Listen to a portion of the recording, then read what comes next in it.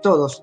Se pueden inclusive preparar a los niños para que conozcan un poco acerca de lo que es el TEA y puedan saber que su compañero tiene esa condición y qué pueden hacer ellos para poder colaborar, y que cualquier acto que haga el niño no lo tomen como algo personal, sino más bien como algo de su condición, ¿no? Algo que él prácticamente experimenta. Acá hay un mensaje, quiero ponerlo.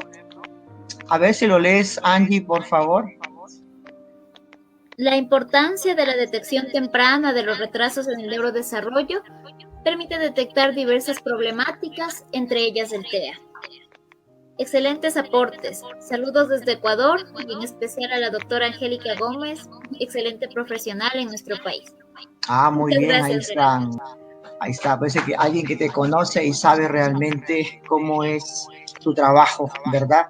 Que para mí unas felicitaciones, inclusive para personas que no son profesionales, pero que se dedican al cuidado de estos niños, ¿no? En las casas, en los hogares, y que esta conferencia o este foro, este conversatorio les serviría de mucho realmente para no tirar la toalla, porque no es fácil realmente el trabajo que se hace.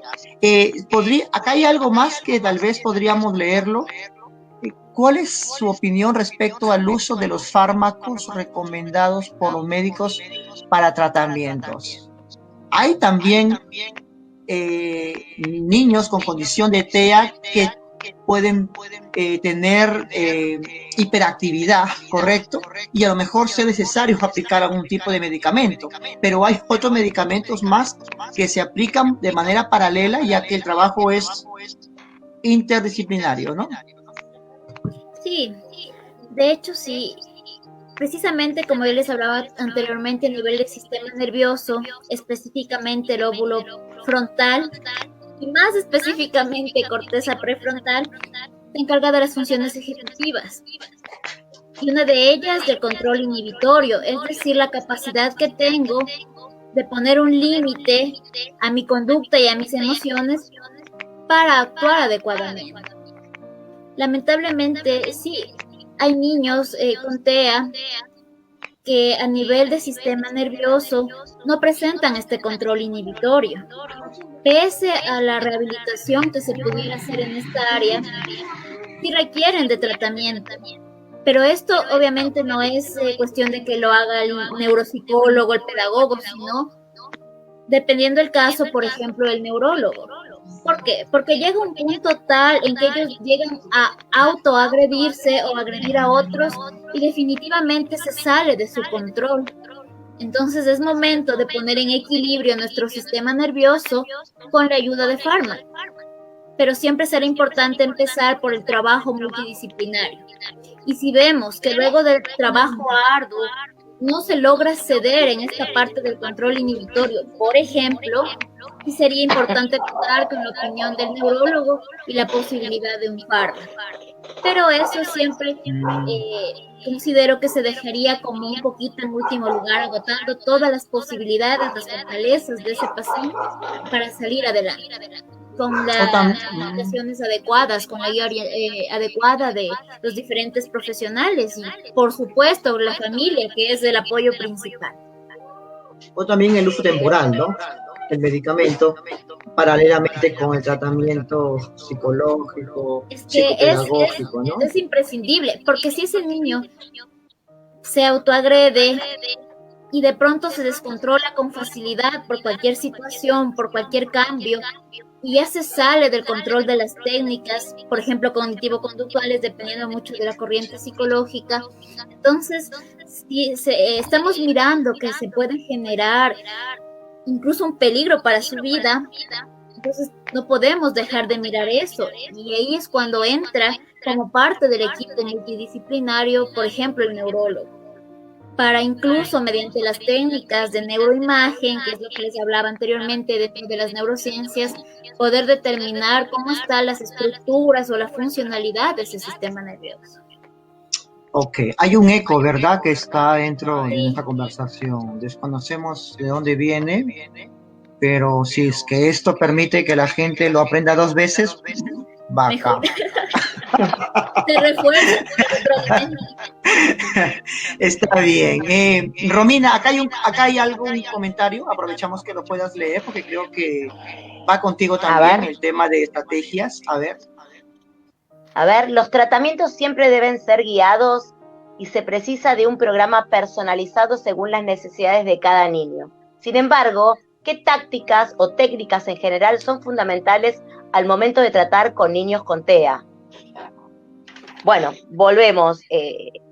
Cuando hablamos de generalidades es muy difícil pensar en algo como para todos, pero la realidad es que lo primero que trabajamos es lo conductual, ¿sí? Es abordar toda la parte conductual, a ver, el que pueda mantenerse unos minutos sentados, que pueda mirar, ¿sí? Que con muchas estrategias de integración sensorial, cuando hay mucho aleteo o a nivel físico, ¿no? Entonces hay masajes, que hay como un cepillado, y hay un montón de herramientas que hacen que a nivel hiperactividad eso calme, porque de esa manera vamos a tener al niño con predisposición para aprender. Estrategias, la anticipación ante todo, ¿sí? La anticipación justamente, como hay mucha dificultad en la función ejecutiva y no pueden planear y anticipar qué viene antes, qué viene después, entonces lo que se hace es trabajar con agendas visuales. Y las agendas visuales uno las va diagramando en función de las posibilidades de cada chico. Pueden ser con pictogramas, pueden ser con fotos de imágenes reales, pueden ser con dibujitos. Entonces lo que se hace es armarle esta agenda, bueno, a ver, desde la mañana vas a ir al colegio, vas a hacer tal cosa, vas a hacer otra, y tal vez no hasta la noche, porque eso va a generar mucha ansiedad, una agenda tan larga. Entonces yo a veces sugiero que en función de las posibilidades de cada chico, que se arme una agenda quizás hasta el mediodía, después del mediodía se vuelve a armar la agenda, ¿sí? Hasta la noche, pero a su vez, si está en la escuela, que tenga la agenda visual de lo que va a suceder en la escuela, porque nosotros damos por hecho que los niños se adaptan, que los recreos, o a veces están todo el tiempo preguntando, ¿cuándo viene el recreo? ¿Cuándo viene el recreo? Bueno, si hay una agenda que anticipe qué va a pasar antes, qué va a pasar después, o en qué momento va a llegar esa actividad que a mí me encanta y que la estoy esperando y que no puedo controlar el nivel de ansiedad que tengo y hace que me desborde o que me altere o que me escape o que pegue, ¿no? Entonces, todas estas cuestiones, como para responder un poco al centro psicológico Crecer, me parece que es fundamental trabajar la anticipación como ABC, ¿no? Poder decir, vamos a hacer esto, después vamos a hacer lo otro, va a venir esto que te encanta. Y por otro lado, el refuerzo positivo. Trabajamos mucho con el refuerzo positivo, que todas las personas funcionamos mejor cuando alguien te dice, qué linda que estás, qué buena que estuvo la entrevista, me encantó cuando dijiste eso, me gusta tal, porque esos son refuerzos sociales positivos que hace que uno diga, ay, bueno, tengo ganas de volverlo a hacer. Ahora, cuando no existe el refuerzo, uno no termina de entender si esa conducta estás esperando que no la haga más, que la mantenga o que intente seguir por este camino. Entonces, todo lo que son refuerzos, yo sí trabajo mucho con el refuerzo positivo, ¿no? De remarcar positivamente esas conductas que vemos que están complicadas, con déficit, pero que está haciendo un esfuerzo. Tal vez no puedo controlar que deje de hacer ecolalia, pero en ese segundo que yo le dije silencio y logró hacer esa milésima de segundo silencio, tengo que reforzarlo un montón, porque lo que yo le estoy diciendo es, esto es lo que yo estoy esperando de vos, esto es lo que yo quiero, este es el camino. Entonces, que no se necesita ningún material para hacer un refuerzo positivo. Se necesita de la atención y de la mirada, de poder leer al paciente y decodificarlo, el paciente, el alumno, el hijo, ¿no? Sea el rol que toque. Es poder mirar y no poner la mirada en todas las dificultades, porque sabemos que las dificultades conductuales en el TEA están, en menor o en mayor medida están. Entonces, poner el foco en que pretendo que tenga un 100% de conducta esperable, bueno, me parece que estamos poniendo la vara muy alta. Entonces yo siempre digo empezar de abajo para arriba. Bueno, su conducta es desastrosa, es muy complicada. Bueno, ¿qué vamos a trabajar de la conducta? Eso que vamos a trabajar, vamos a lograr que en vez de que aparezca o el berrinche dure 10 minutos, bueno, que dure 5, después durará 3. Y que dure 3 no es un fracaso, es un éxito. Es qué parte del vaso vamos a mirar. ¿La mitad del vaso lleno o la mitad del vaso vacío? Me parece que también tiene que ver con esto, poder cambiar la mirada, mirar con nuevos ojos. Una persona que trabaja realmente con niños con la condición de TEA y le dan un niño que tiene problemas de conducta que no tiene TEA, es un pan comido prácticamente para modificar la conducta. Están en un nivel realmente muy admirable, y quiero resaltar un comentario de Ronald que dice: felicitaciones para todas las madres que se convierten en especialistas autodidactas para el trabajo justamente con sus niños, ¿no? Si tenemos nosotros ahí algún dispositivo de que estamos viendo la transmisión, se puede bajar tal vez el volumen, tal vez puede ser eso que afecte en la comunicación. Si no lo tienen, ya es cuestión de la red, no hay problema, ¿correcto? Muy bien. Ronald, nuestro amigo, aparece, desaparece. Me encanta porque nos da una especie como de alertas, y que no nos olvidemos de los signos, ¿no? Que es el punto central que nos envuelve aquí, ¿verdad? Bien. ¿Quiénes están preparados para dar el diagnóstico de TEA? Hablamos de Argentina, hablamos de Ecuador y hablamos también de Romina, porque trabajas con gente acá realmente, ¿no? Sí, trabajo ¿Quiénes realmente están?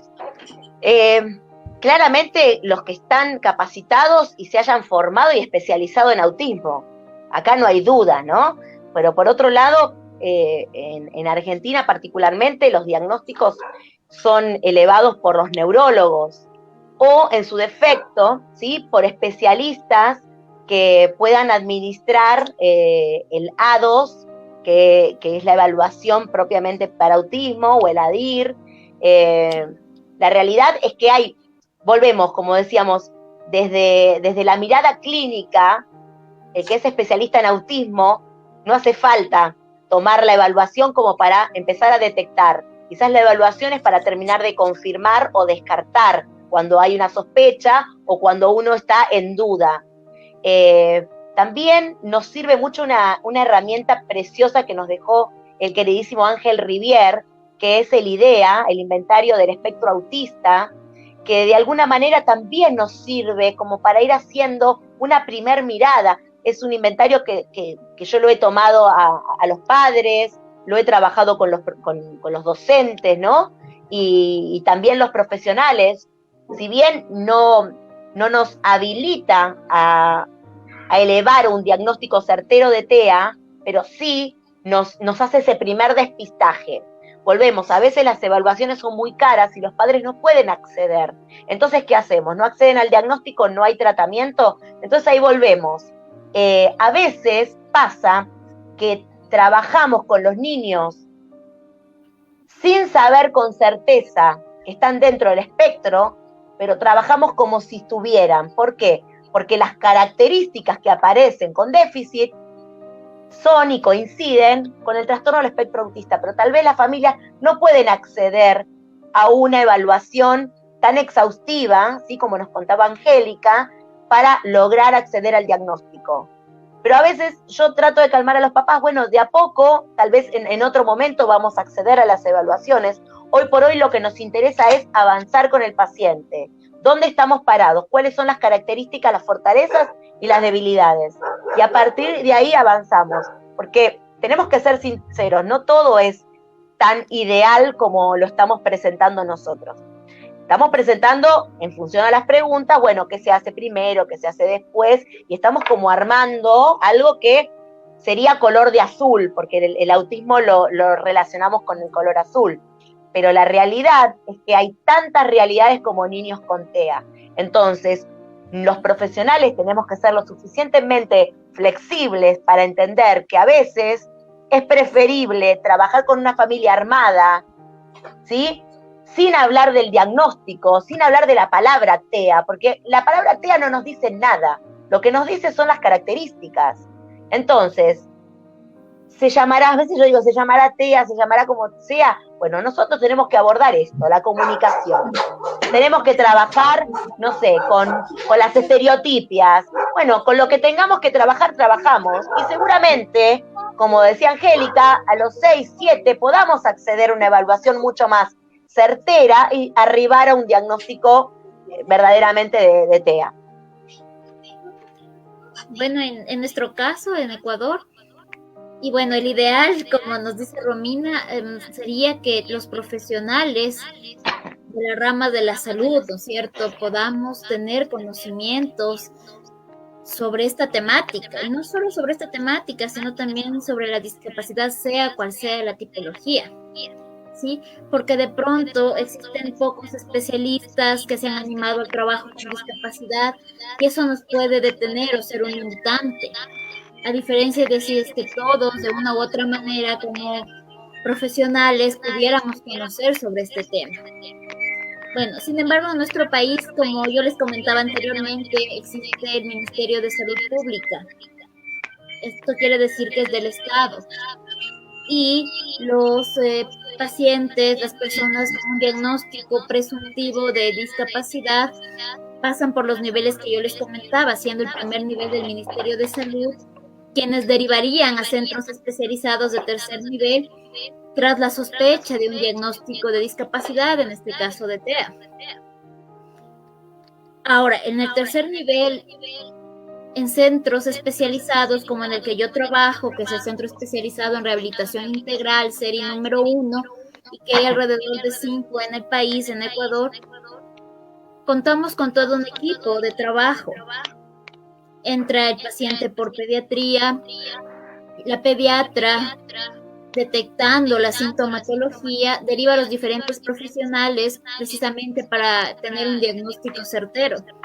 Es así que llega el paciente, por ejemplo el niño, luego de pediatría a neuropsicología, le hacen la evaluación integral para confirmar o descartar el diagnóstico de TEA, además de cómo está en la parte cognitiva, cómo está en las diferentes áreas.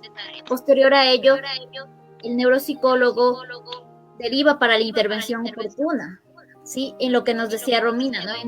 En comunicación, en habilidades sociales, en el control de estereotipias, de pronto en las funciones cognitivas que se encuentren debilitadas para poder fortalecerlas. Entonces, el papel del psicólogo, de clínico infantil o de mayor especialidad neuropsicólogo, sí es fundamental en el diagnóstico y también en la intervención del TEA. Por supuesto, sin dejar de lado la gran labor que realizan otros terapeutas, el terapeuta del lenguaje, el pedagogo, la terapeuta ocupacional, porque si bien es cierto que pueden hacer el diagnóstico de un profesional específico, sin la unión y el apoyo del resto de profesionales, no sería posible brindar un apoyo global e integral y una buena calidad de vida. Los chicos que son diagnosticados con TEA y que según la ley tienen que ser incluidos dentro del sistema educativo, de acuerdo al grado también que tengan ellos y que también estén controladas cierto tipo de conducta, ¿no? Y que no pongan en riesgo a veces la conducta de otros niños, como puede haber de repente algunos casos, ¿no? ¿Hay realmente dentro en Ecuador, hay en Argentina? Porque acá yo le voy a hablar de algo que tiene que ver justamente con un grupo de personas que se deben encargar de capacitar a los docentes de cómo trabajar con estos niños y cómo adaptar su clase, la currícula, de acuerdo a la capacidad que tiene el niño. Pero en el caso de sus países, ¿cómo se trabaja? ¿Quién se encarga de capacitar cuando quieres prácticamente hacer que el niño se incluya al sistema público educativo, no privado, sino público, donde muchas veces vemos que el trabajo a veces no es lo que se espera? ¿Están los docentes capacitados? ¿Llevan capacitaciones respecto a niños con la condición de TEA, con el diagnóstico de TEA? Bueno, falta mucho, muchísimo. Yo capacito muchísimo en las escuelas, de hecho formo parte de un postítulo de inclusión escolar en donde participan docentes y directivos de escuela, con lo cual es maravilloso. No hay mucho en Argentina y la realidad es que estamos en pleno cambio de paradigma, en el paradigma de la inclusión. Entonces nos vamos a encontrar, como cualquier cambio de paradigma, en mucha resistencia al cambio, ¿sí? Y otros tantos que desconocen del tema, pero tienen muchas ganas de aprender. Estamos en ese camino, en ese proceso. Todavía no está implementado 100%. Se confunden los conceptos de integración con inclusión, ¿sí? La integración es, bueno, es alojar al niño que forme parte de la clase, ¿sí? Bueno, le abrimos las puertas que entre, pero no adaptamos nada y bueno, que se adapte como pueda. La inclusión tiene que ver con realmente incluirlo, hacerlo parte. Entonces, bueno, ¿cómo adecuamos esto para que también pueda acceder al contenido sin necesidad de hacer algo en paralelo? Bueno, a ver, la apuesta viene en que ya no hablemos más ni de integración ni de inclusión, que hablemos verdaderamente de una educación inclusiva, de una educación para todos. Bueno, ese concepto todavía, y anhelo que sea pronto, estamos transitándolo. Tenemos muchos docentes con mucha buena voluntad y que están aprendiendo y se están capacitando, y para eso se necesita todo el equipo terapéutico que se ponga el caso al hombro y que empiece a capacitar en las escuelas. Es lo que hacemos nosotros. Es decir, estamos adentro de las escuelas, no hablamos desde afuera. Si hay reuniones, estamos. Si hay que dar capacitaciones a la escuela, se da la capacitación, se trabaja con el docente particular del niño, se trabaja con los docentes que van a venir y van a tomar al niño en otros años. Y necesitamos apertura, mucha apertura y cambio de cabeza. Corrernos, ¿sí?, de la enseñanza tradicional para empezar a pensar en lo que en algún momento ojalá esté instaurado, el DUA, el diseño universal de aprendizaje, en donde este diseño, cuando un docente planifica, piense en la diversificación, en la heterogeneidad, y no solamente el contenido dado para unos cuantos que siguen, pero esa minoría queda fuera. Bueno, estamos en camino. Me parece que estas charlas, las capacitaciones, el por lo menos dejar la duda, ¿no? Sembrar la duda y decir, pará, esto no se me había ocurrido, es verdad lo que dicen. Yo tengo que también correrme. No es esperar a que venga. Acá necesitamos acción de todos los actores institucionales. Ok. ¿Hay algún centro de parte del Estado que acoja a niños en estado de abandono que tengan TEA? ¿Sí? ¿Hay algún lugar ahí? Sí, en el Estado hay. No sé si es puntualmente en estado de abandono, pero hay poco. La realidad es que hay poco. Hay poco por la cantidad de habitantes que hay poco. Y mucho está como disponible en Buenos Aires, pero Argentina es mucho más que Buenos Aires. Y como yo también trabajo en otras partes que no es solamente Buenos Aires, me doy cuenta que falta mucho. Ok, muy bien. Angélica, ¿cómo juega un niño autista? Bueno, dependiendo del grado, porque bueno, yo me centro mucho en eso. Son niños que pueden estar alineando objetos. Por ejemplo, yo tengo un carro. Generalmente lo que hacemos de niños con los carritos es hacerles que pasen por pistas, pero puede ser que el niño con trastorno del espectro autista se interese en la rueda y no le interese mover ese auto, sino mover a la rueda de ese auto, una y otra vez. El alinearlo le da una especie como de seguridad, ¿no? Como que verlo desordenado no le causa alguna sensación y tiene esa tendencia a alinearlos, ¿sí? Yo creo que más bien el alinearlos les genera satisfacción. porque obviamente si yo abruptamente le quito los objetos alineados, ahí sí vamos a tener problemas, porque puede desencadenar, ¿no es cierto?, en coraje, en tristeza o en berrinche, porque para ellos esa es la manera correcta que sus intereses le dictan que debe hacer. Okay. ¿Sí? Puede ser que no usen juguetes. Las madres, yo les sé preguntar, ¿a qué les gusta jugar o qué juguetes son los preferidos de su hijo? Me dicen, ahí tiene los juguetes como adorno. Lo que él usa de pronto es una manta, le mueve de un lado a otro, o le gusta estar trozando papel de colores, y a los juguetes no les toman en cuenta. ¿Por qué? Porque su nivel de intereses no está dirigido a un juguete en algunas ocasiones, sino puede ser a estas actividades que para una persona que de pronto no conoce de TEA sería no significativa, no tiene un objetivo, pero para ellos sí tiene un interés, un significado. Ok. Romina, se habla del método ABA. Es Sí. muy usado, realmente lo he leído por todo lado, lo mencionan mucho. Resúmemelo, por favor, el método ABA que se trabaja con esto. Bueno, el método ABA es la traducción del análisis del comportamiento aplicado, ¿sí? Y son técnicas de modificación de conducta, en el cual se trabaja pura y exclusivamente lo conductual, ¿sí? ¿Cómo modifican? Sí, deriva de la rama del conductismo, sí, claramente, con los refuerzos positivos, negativos, ¿sí? Y bueno, de ahí deriva también el tratamiento cognitivo-conductual, el TCC, te decimos, que trabajamos mucho en Argentina, se trabaja mucho desde ese lugar como abordaje en el autismo. Y porque la base es conductual, entonces trabajamos desde lo conductual reforzando todas sus funciones cognitivas. Ok, bien, entonces vemos que da muy buenos resultados en cuanto a lo que es acto-consecuencia, ¿no? Reforzadores.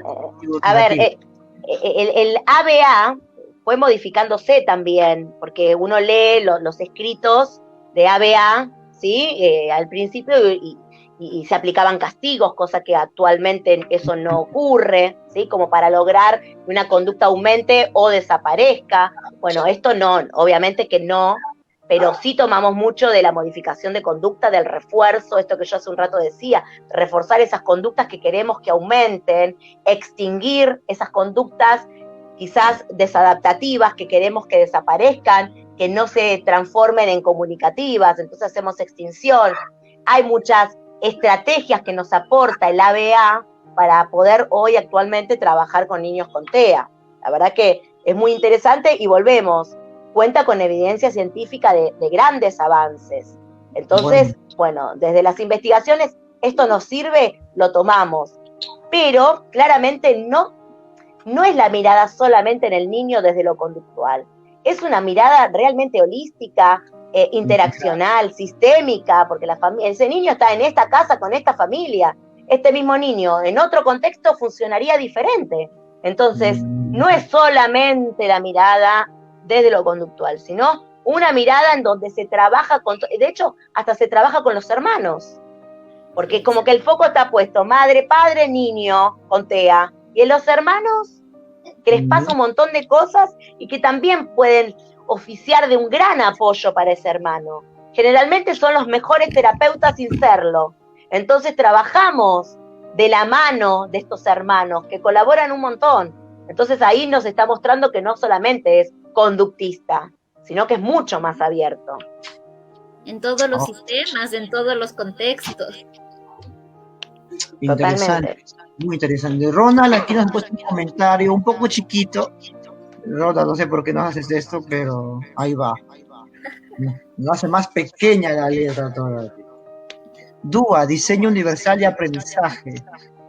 El diseño universal para el aprendizaje es una manera de pensar acerca de la enseñanza y el aprendizaje que ayuda a que todos los estudiantes tengan las mismas oportunidades de ser exitosos.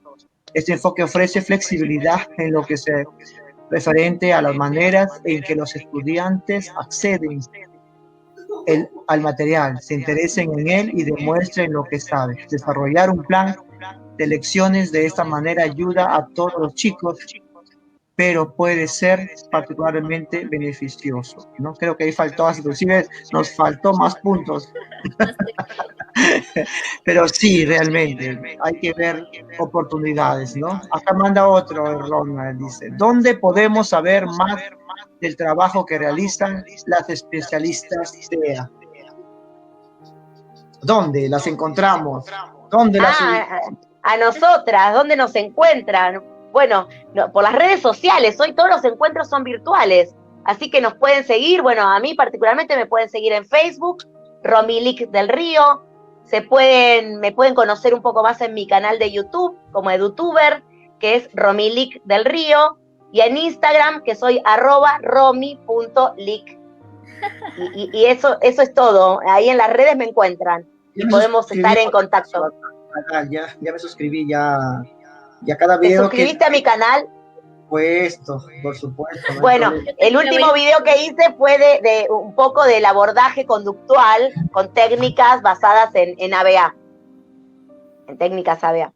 Interesante, para mí sería un reto saber cómo el arte que manejo yo en títeres podría ayudar a niños con autismo, ¿no? Sería muchísimo algo que podríamos investigar y desarrollar, ¿no? Sí funciona.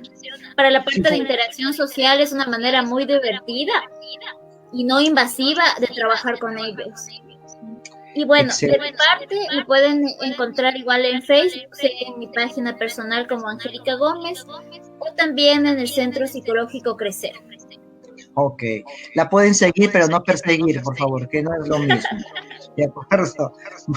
Muy bien. Un consejo motivador de concienciación para el mundo y padres de estos niños, adolescentes, adultos con TEA.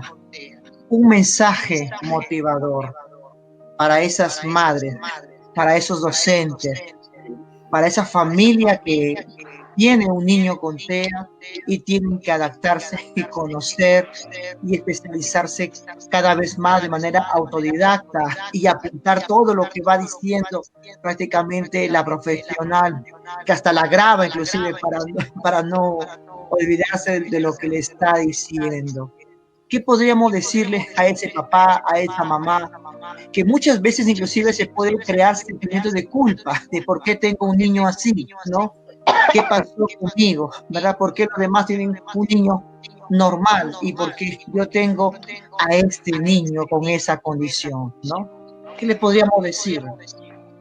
Juan, yo te comento un poco qué le digo también a los padres, ¿no? Cuando esto de las culpas y el pesar y el duelo que es propiamente esperable, ¿no? Y cuando ya lo van atravesando les digo, ¿qué pasaría si yo te digo que vos me dejás una semana a tu hijo y yo te lo devuelvo neurotípico, pensando en el TEA como una neurodiversidad, ¿no? Neurotípico, otro niño, otra manera de pensar, otra manera de jugar, otra manera de ser. Lo primero que te dicen es no. Entonces, ahí está la respuesta. ¿Y por qué no? Porque no lo ven con ojos de TEA. Vuelvo a decir, ¿lo ven? Es su hijo, es Pedro, es Juancito, es Juana, es María, ¿sí? Entonces, acá el tema no es poner el foco en hay que cambiarlo, sino primero entregarse al TEA. Entregarse es conocer, meterse, comprometerse. Y cuando uno logra eso, cuando uno realmente lo siente, porque lo sentís en el corazón, es decir, los que estamos en esto entienden lo que estoy diciendo, y no es una frase hecha, uno lo siente en el corazón, y realmente, en mi caso particular, es tanto lo que aprendo y me retroalimento, ¿sí? De ellos. Tienen tanto para enseñarnos, mucho más de lo que nosotros como terapeutas podemos enseñarle con todas las estrategias que le brindamos. Entonces, no hay que tener miedo, sí hay que tener curiosidad, esa curiosidad que me lleva a cada vez aprender más, a meterme un poco más en el tema para poder brindar las herramientas necesarias. Pero en el momento en que uno toca el corazón de un niño con TEA y ese niño toca nuestro corazón, no hay vuelta atrás. No hay vuelta atrás y es un enamoramiento permanente. es esta pasión que se nos ve con Angélica, que la transmitimos, porque es así, es otra dimensión del mundo maravillosa que los incentivo a que se animen, porque en algún momento de la vida nos vamos a cruzar, o por las redes, o personalmente, y seguramente van a decir, ¿sabés que ese día te escuché y no te creí? Pero tenías razón. Ok. ¿Has llegado a llorar en un momento, Romina, con algunos avances de tus alumnos? Todo el tiempo. Todo el tiempo. Me emocionan muchísimo, muchísimo, muchísimo, pero compartiendo con la familia, porque es como un poco nuestro, ¿sí? Si bien como terapeuta uno disocia, pero es tanto el compromiso que cuando logran, que quizás el logro para otro chico es nada, para nuestros niños son tremendamente logros. Entonces trabajamos con satisfacción constante. Lejos de creer que trabajamos frente a dificultades constantes, yo lo miro al revés, con satisfacciones constantes y desafíos constantes. Así es. Bueno, a mí me gustaría culminar con una frase que realmente dice mucho, y yo creo que si la comprendiéramos, podríamos abordar de mejor manera el TEA y aceptarlo, ¿sí?, bajo la condición humana que todos tenemos. La discapacidad no es más que nuestra incapacidad para entender que todos tenemos capacidades diferentes. Nadie, ni siquiera los gemelos, son exactamente iguales. Lamentablemente, desde la psicología social, tendemos muchas veces a dejar de lado, a rechazar lo que entre comillas es diferente, pero sin mirarnos a nosotros mismos, a las personas que nos rodean, para poder entender que no hay dos personas iguales en este mundo y que todos, absolutamente todos los seres humanos tenemos fortalezas y también áreas en las cuales trabajar. Entonces mi invitación para los profesionales, para los padres, las madres, cuidadores primarios, docentes, para las mismas personas que pueden tener una condición, sea de TEA o cualquier otra, es que se miren y nos aprendamos a mirar todos con la valía que tenemos por el mismo hecho de ser humanos, y que jamás dejemos de ser precisamente humanos, que jamás dejemos de entender al otro en sus pensamientos, en sus sentimientos y en su actuar, porque esto no es solo condición del TEA. Si todos aprendiéramos con empatía a tolerarnos, a aceptarnos, este mundo en sí sería distinto y sería más humano. Si bien es cierto que la realidad de cada país es distinta, a veces las características sociales, económicas, se convierten en barreras que limitan nuestro actuar. Jamás habrá límites para nuestro corazón. Jamás habrá límites para pensar en que hay la esperanza de construir un mundo mejor en donde todos, siendo diferentes, seamos iguales en la calidad humana. Entonces, que este tipo de foros, de encuentros, sean una oportunidad para unirnos a nivel internacional, no solo en el abordaje del TEA, sino en todo tipo de discapacidad y en todo lo que podamos ayudar al otro, desde nuestras profesiones y sobre todo, como le recalco, desde nuestro corazón, mientras haya vida y esperanza de mejorar. Solo es cuestión de educación, de voluntad y por sobre todas las cosas de amor. Ok, me imagino que para las mamás y muchos papás, ustedes son ángeles ante un diagnóstico el cual les puede producir que se derrumben realmente. Ángeles que no tienen alas, pero que tienen realmente toda esa iniciativa, toda esa vocación que no se logra con estudios ni con dinero, sino se logra realmente con amor, porque todo lo que se hace con amor realmente tiene sentido, y eso es muy bueno. Y me hacen, y déjenme terminar con una parte que a mí me encanta, en Mateo 25:40, que dice: de cierto les digo que en cuanto lo hicieron a uno de estos mis hermanos más pequeños, a mí me lo hicieron. Así que ya saben para quién están trabajando, ¿no? Realmente lo hicieron a uno de los pequeños, lo hicieron también para alguien que es superior a nosotros. Su trabajo que hacen ustedes es magnífico, digno realmente de aplaudir, y lo que muchas veces no se vea acá en la tierra, yo creo que en algún momento en el cielo lo vamos a poder conocer, lo vamos a poder saber lo que logramos hacer por un niño, ¿no? Por alguien que ahora, que tal vez es adulto, pero que sus capacidades que lograron desarrollar ahora fueron gracias justamente al trabajo entregado, no a un trabajo realmente que lo hacen por una cuestión remunerada, sino que más allá hay vocación, deseo de hacer el mundo mejor, y más que el mundo de un niño y el mundo de una familia, la cual muchas veces no sabe cómo comenzar, pero que ustedes son esas orientadoras que en cierta manera se puede decir que fueron escogidas para poder trabajar con estos niños y con estas familias. Las felicito por esta labor y por la pasión que le ponen, porque si no hay pasión, de verdad sería muy frío, pero yo noto eso en ustedes y esa parte de entrega. Como dice Romina, entrégate, Altea, ¿verdad? Y realmente son peculiaridades de los niños con nombre, y cada uno de una manera muy especial, que al final retribuyen en medio de su condición con pequeñas muestras de amor y con respuestas de avance. Muchas gracias, Angélica. Muchas gracias, Romina.